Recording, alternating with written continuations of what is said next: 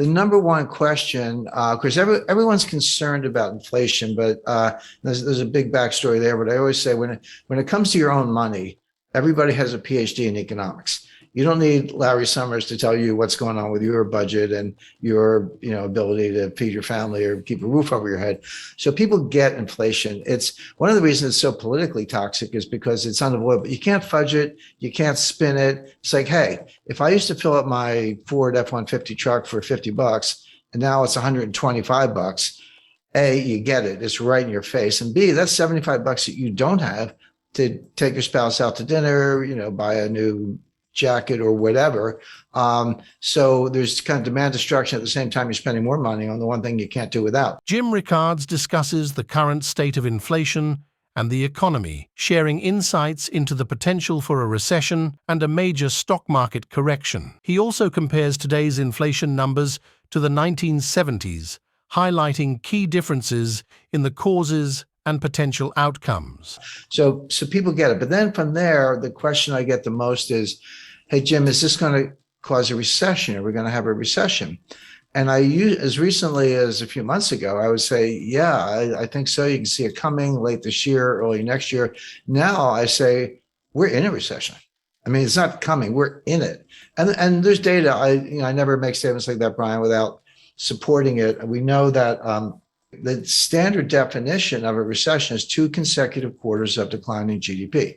There are a few more bells and whistles having to do with unemployment and a few other things, but that's the rule of thumb. So based on that, and based on the best available estimate for a second quarter, likely to be accurate, we're in a recession today. Now, it's not severe, but that's like saying I'm in bed with pneumonia, but I'm not dying. Well, okay, but we're in a recession right now. There's a lot of whistling past the graveyard. I mean, the stock market is still greatly overpriced. There's still the buy the dips mentality hasn't gone away. It's still there. You got people like Jim Cramer yelling, buy Netflix or whatever. There's institutional support. There's momentum trading. Of course, 95% of the trading is by robots. So you got to reverse engineer the 27-year-olds from Bangladesh who don't get out much. They're the ones really writing these algorithms. Brilliant engineers, but you'd have to show them around Wall Street. So all that's going on. So we haven't really seen the market collapse, stock market collapse that I would expect in association with a severe recession has not happened yet. This is just going to play out. It'll get worse as the year goes on. All right, so you're expecting a major correction in stock markets on the back of a recession. I'm not alone. I mean that is my expectation. I have my own models and I look at it closely. But if you listen to Michael Burry, Jeremy Grantham, Charlie Munger, these people have been around and they run hundreds of billions, and they're saying the same thing. So, so every now and then someone will throw some statistic at me and I go, how long is your time series? And I go, oh, we took it back 5 years. I was like, talk to me if you've done it for 100 years, because that's a little more meaningful. But Jeremy Grantham actually did do a 100-year time series and looked at bubbles all over the world, 1929 US, 1989 Japan, 2000 dot-com stocks, and many others. And he said he's never seen anything like it. It's a triple greatest bubble of all time times 3 in the sense that it's real estate, stocks, and other asset classes. So I do. That is my view, but it's shared by a number of other analysts. And that would mean like S&P coming off another 20-30%? Yes. And again, you have to remind people. 1929, the stock market fell 22% in 2 days. It wasn't one day. It was like 12% one day, 11% the next day. So 23% over 2 days. But that wasn't the crash. I mean, that was the beginning of the crash. This Dow Jones fell 82% from top to bottom. Now, it took 3 years. It bottomed in June 1932. Started in October 1929. So not quite 3 years. But that fell 82%. And that happens. So we're down. Nasdaq's down. Bounced back a little bit in recent days. Down close to 30%. Down. The S&P down over 20%. We're in bear market territory. But that's just the beginning. That's not what a full bear market, market adjustment looks like in the face of the kind of recession that I expect. Talk to me about inflation, because I was looking at some of the inflation numbers, and you have to go back to the 80s to see anything that's approaching double digit. I remember being just a kid hearing about double digit inflation. I could kind of remember the gas pumps, the lines at the gas. It's like a distant memory of me in the 70s.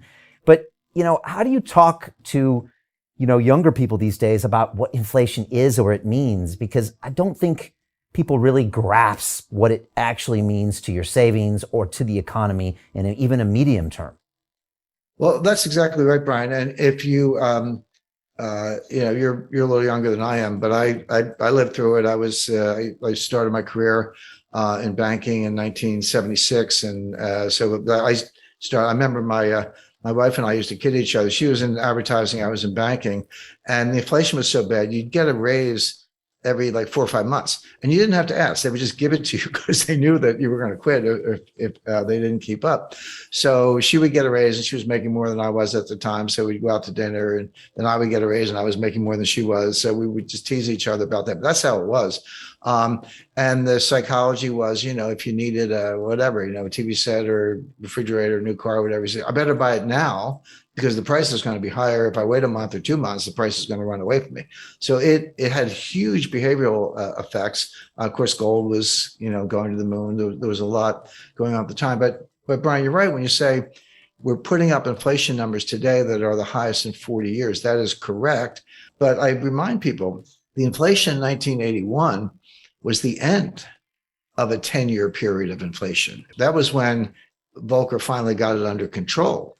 But you go back to 70, between 77 and 81, so that 5-year period, the dollar lost 50% of its purchasing power, not 15, 50.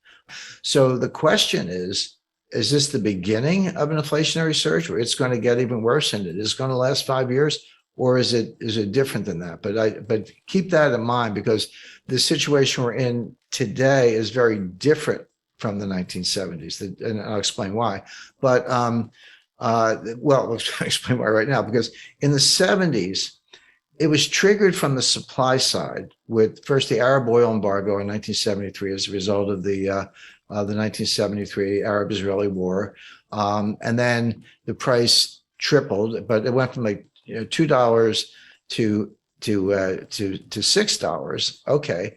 But percentage terms, that's a huge jump, but it was still $6. And then it got to 12. And then in 1979, you had a second oil embargo because of Iran and the Ayatollah and the revolution and the hostages and all that. And then it went from kind of 12 to 20. So oil went up by a factor of 10 in the course of the late 70s because there's two different embargoes. So that's coming from the supply side. But what happened was the other source of inflation is on the demand side. So you have what's called cost push inflation. That's where supplies choked off, or there's an embargo, or there's a shortage, natural disaster, a lot of things. It's coming from the supply side, and demand is inelastic, so you just pay up or kind of do without. But the demand side is much more psychological. That's called demand pull inflation. That's when consumers behave the way I described, and as I say, I lived through the 70s, where hey, I better buy it today, I better buy it now. You're pulling all this demand forward and bidding up prices because you're worried that it's going to get even worse. So as that applies to today, we are starting with the cost push inflation, mainly the price of energy, but the price of food is a big factor. And of course, they're related. It's like, here's the energy, here's the food. Where do you think the food comes from? To get the food, you got to feed the pigs and cows. What do you feed them? You feed them corn. How do you get corn? Well, you grow it on a farm. You need nitrogen fertilizer. You need diesel in your tractors. You get the food, you got to put it in a truck to get it from point A to point B. That requires diesel. The higher the diesel price, the higher the cost of food because you're moving it by truck, et cetera. So these things, as I say, are linked. But food prices are going up substantially, and the two things you can't do without are gas in the car and food. So you have that cost push inflation. We're not quite at the stage where it's demand pull. We're not quite at the stage where individual consumers are behaving the way I described in the 1960s. Jim Rickards highlights the current economic challenges, emphasizing the importance of understanding inflation, recession, and market trends. It's crucial to stay informed and prepare in these uncertain times. Let's heed the warnings, stay vigilant, and adapt our strategies.